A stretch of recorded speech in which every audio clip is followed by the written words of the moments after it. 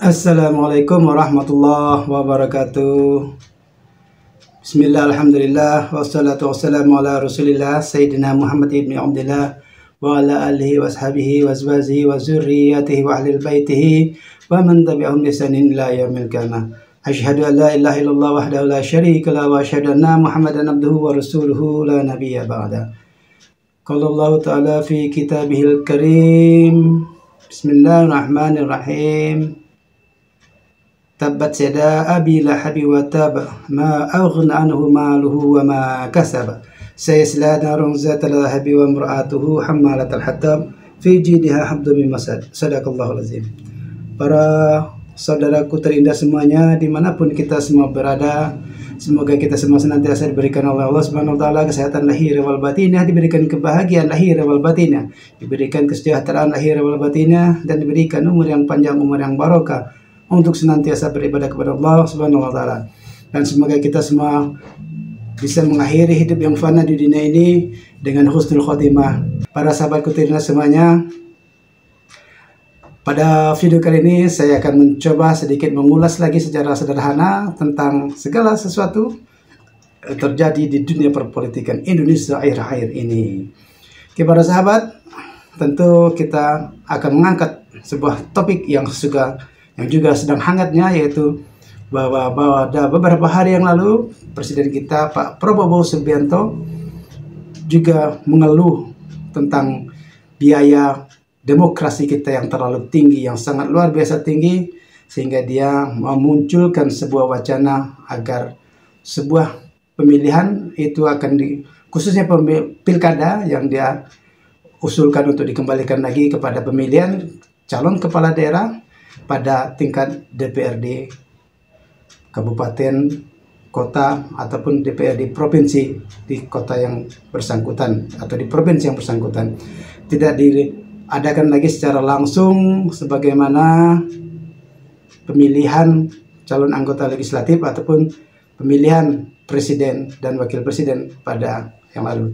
Tapi lagi-lagi ini merupakan suatu usulan dari Pak Prabowo yang sangat concern, kemungkinan juga sangat concern dia dengan biaya politik yang tinggi, sehingga dia mencoba untuk menawarkan kepada masyarakat atau usulan kepada masyarakat bahwa pilkada nanti ke depannya akan dipilih oleh anggota DPRD di tingkatannya masing-masing. Misalnya sebuah provinsi akan memilih kepala daerah atau gubernur, tidak dilaksanakan lagi secara pilkada langsung di mana rakyat akan memilih, akan tetapi hanya anggota DPRD yang berada di provinsi tersebut yang berhak untuk memilih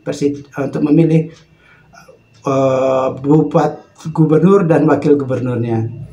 Begitupun selanjutnya wali kota dan bupati akan dipilih oleh DPRD kabupaten kota yang bersangkutan.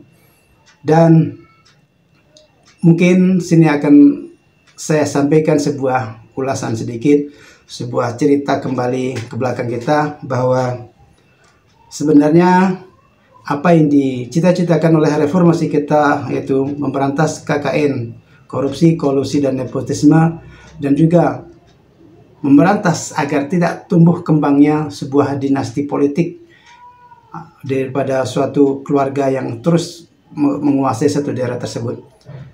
Waktu itu sebuah pilihan yang terindah adalah demokrasi, di mana rakyat diberikan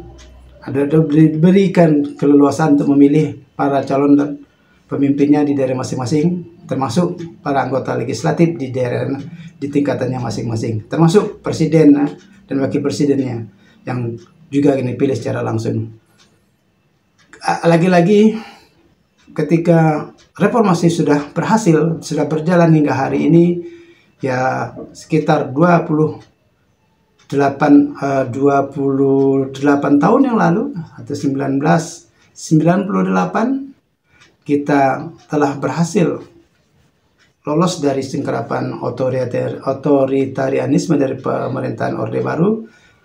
Dulu ketika reformasi ini baru dicanangkan, kita meyakini paling sedikitnya 4 atau 5 kali pemilihan umum ke depan demokrasi kita seperti yang dicita-citakan oleh reformasi akan berhasil dengan sebaik-baiknya. Artinya kita tinggal mematangkan demokrasi tersebut. Artinya ketika reformasi bergulir 98 dan 99 ada pemilu yang pertama, mulai dari 99 ke 4 pemilu kemudian atau 5 pemilu kemudian, di pemilu yang ke-6 kita akan berhasil melaksanakan sebuah demokrasi yang benar-benar demokratis.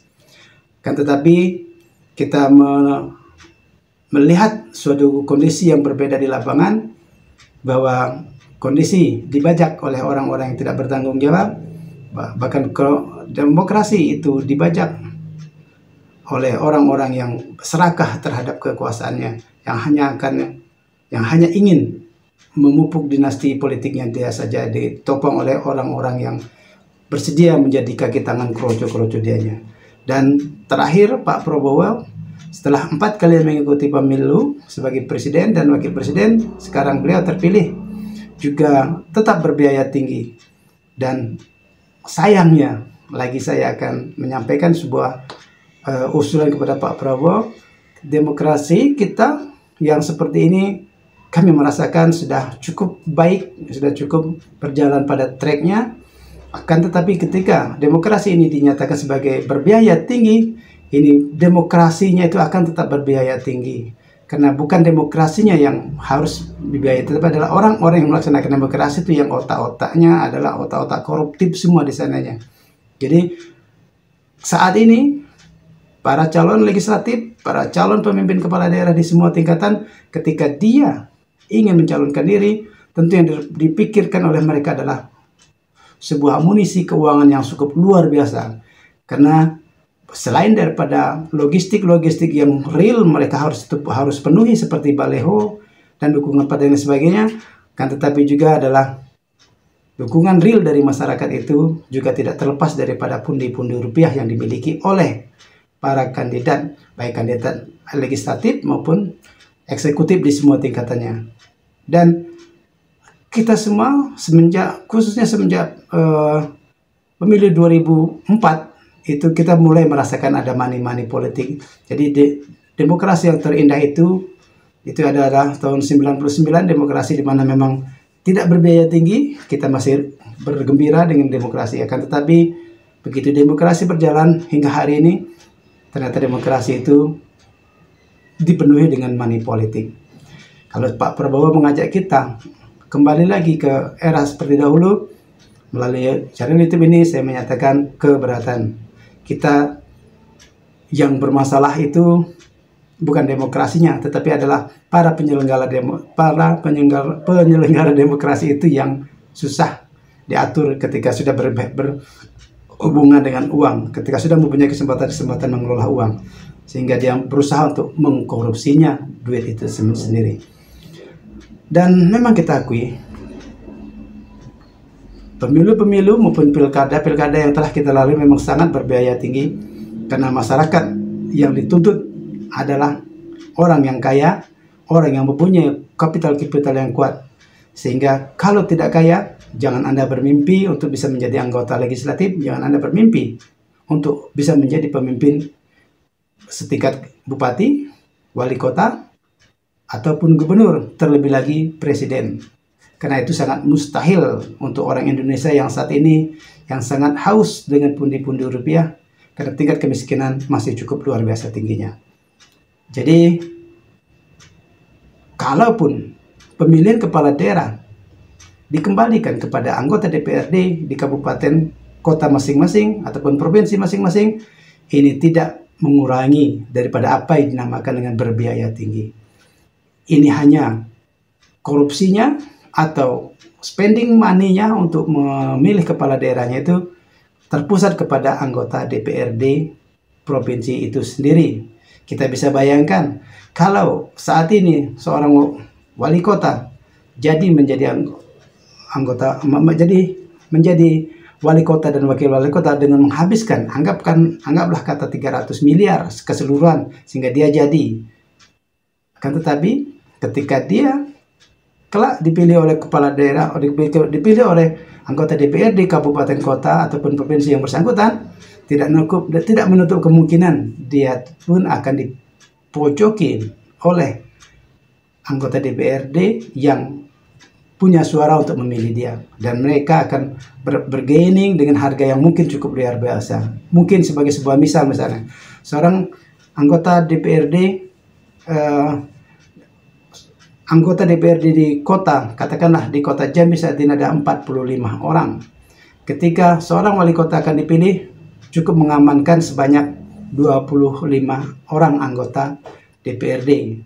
Jadi dengan 25 orang anggota DPRD, masing-masing fraksi mungkin dia mempunyai harga tersendiri. Dan ini sangat mustahil anggota DPRD tersebut berani atau minta kepada calon wali kota yang akan dipilih dengan harga yang sangat murah. Tentu dia akan memasang harga yang sangat tinggi dengan kalkulasi 25 orang. Kalau seandainya satu orang meminta 5 miliar untuk satu suara, kalilah 25. Sudah bisa kita bayangkan sebanyak itu kita akan ketemunya. 5 miliar kali 25 sudah cukup luar biasa. Itu pun belum tentu akan terpilih, dan akan terpusat korupsinya pada anggota DPRD kabupaten kota yang bersangkutan.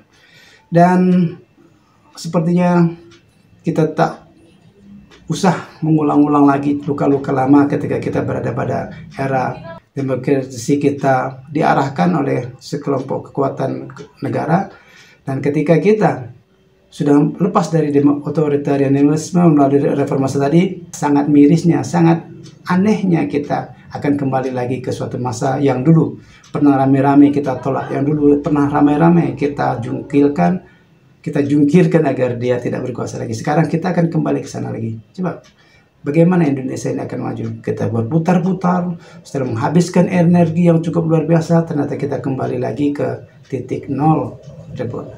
Demokrasi kita harus kita perbaiki, kesejahteraan harus kita tingkatkan, kecerdasan harus kita tingkatkan, sehingga demokrasi yang akan kita bangun nanti benar-benar demokrasi yang substantif. Intinya bukan demokrasi yang prosedural, di mana kita memberi harga kepada rakyat untuk memilih kita. Saya yakini para anggota DPRD di kabupaten kota, provinsi, semua tingkatan sampai kepada RI, mereka duduk di sana bukan suara rakyat adalah suara Tuhan, tapi itu adalah suara yang mereka bayar untuk diri mereka sendiri agar mereka bisa duduk di legislatif yang dia inginkan.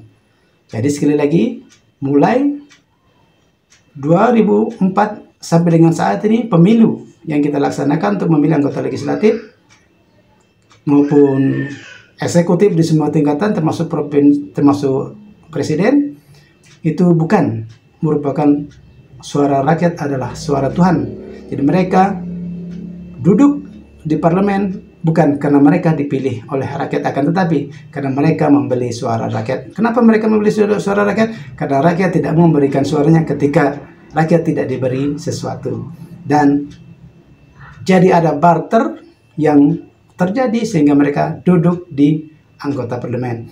Jadi seandainya ada anggota-anggota parlemen yang menyatakan saya duduk di sini karena dipilih oleh rakyat, itu adalah kebohongan yang sangat besar. Karena mereka duduk di sana karena mereka ingin berkuasa, karena ingin menguasai kekuatan-kekuatan politik di sana dengan kekuatan uang mereka.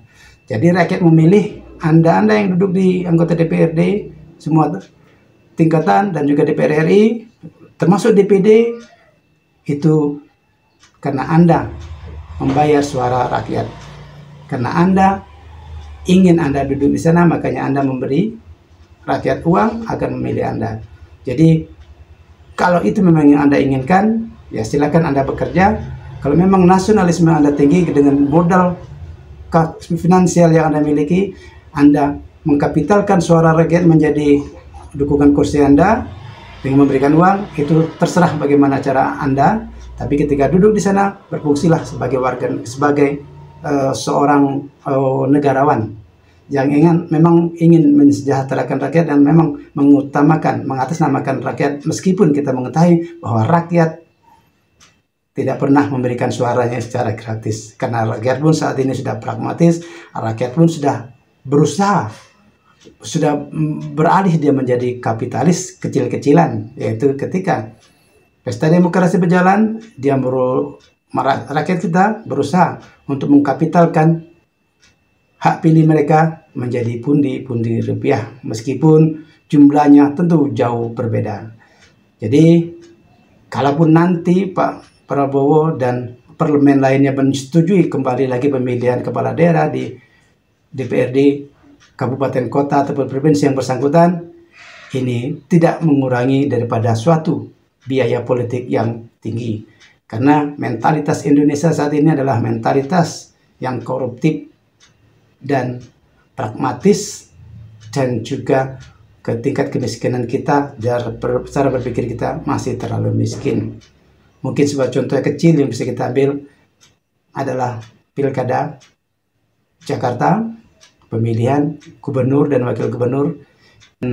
Di sini kita melihat bahwa rakyat Jakarta mungkin tingkat kecerdasannya sudah di atas rata-rata. Meskipun saya tidak meyakini bahwa PDIP tidak memberikan sesuatu kepada rakyat Jakarta yang akhirnya memenangi Pak Rano Karno menjadi wakil gubernur DKI Jakarta atau Provinsi Jakarta. Pasti ada aliran uang yang juga berjalan di sana, tetapi mungkin persentase money politiknya tidak besar seperti yang kabupaten, provinsi, kota lainnya yang mengekspos keuangan yang terlalu besar. Semoga kedepannya kita tetap berdemokrasi seperti ini, dan kita bisa berdemokrasi melaksanakan pemilihan pileg maupun pilkada seperti warga kota Jakarta secara bertahap. Hingga suatu titik nanti pilkada kita, pemilu kita benar-benar jujur. Kapan bisa terrealisasi? Wallahu a'lam bishawab. Mungkin kita perlu bersabar. Indonesia bisa menikmati suatu demokrasi, pemilihan presiden dan wakil presiden, pemilihan anggota legislatif di semua tingkatan sampai kepada RI, bisa murni semurni-murninya. Dengan suatu syarat, Indonesia harus sabar. Setidaknya mungkin pada tahun 2500 ke atas kita bisa seperti itu. Tapi masyarakat yang saat ini, bisakah Anda bersabar menunggu tahun 2500 agar demokrasi kita bisa menjadi murni? Saya pastikan Anda tidak sabar. Anda akan segera pindah ke alam yang lain. Karena 2500 tahun itu masih terlalu lama. Artinya apa? Impossible manusia Indonesia saat ini bisa menikmati demokrasi yang murni dan bersih. Wallahu a'lam bishawab. Semoga bisa memberikan insight sedikit, meskipun agak sedikit pesimistis tentang demokrasi di Indonesia saat ini. Bagi saya, demokrasi yang saat ini kita tetap lanjutkan. Hanya cara berpikir dan otak orang Indonesia harus dicuci bahwa demokrasi kita harus berubah. Kita mulai dari rakyat dan juga dipimpin oleh para pemimpin yang benar-benar kepingin memperbaiki Indonesia secara demokratis. Billahi taufiq wal hidayah. Assalamualaikum warahmatullahi wabarakatuh. Thank you for watching.